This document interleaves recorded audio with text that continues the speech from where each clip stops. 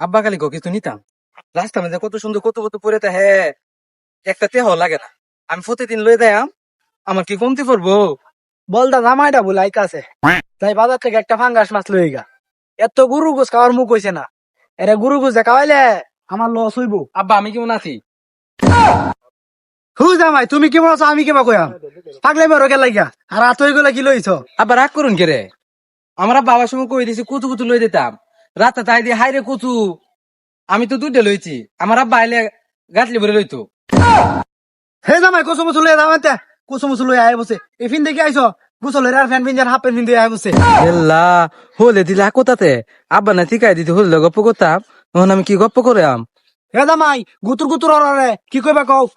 এই যে আমার হল করতে গপ্প করতাম, এখন আমি কি গপ্প করবাম?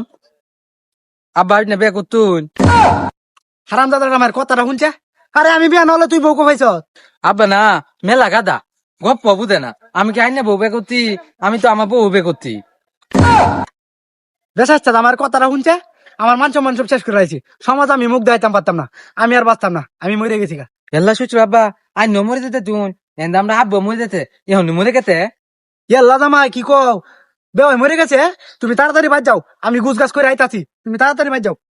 এল্লা শ্বশুর আব্বা কত নিল না? এল্লা শ্বশুর আব্বা কত নেন? আরে জামাই কুসু মুসু ফালাই তুই বাদ যাও, বিশাল বিপদ। এ আব্বা এল্লা আব্বা তাড়াতাড়ি বাইরুন, বিশাল বিপদ মরে গেছে কে বলে।